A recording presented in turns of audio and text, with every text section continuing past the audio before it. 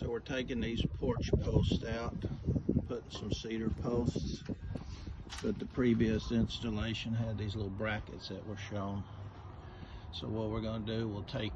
this bracket out,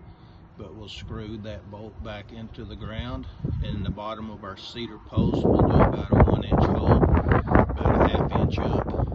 and it'll slide over that bolt and hold the base of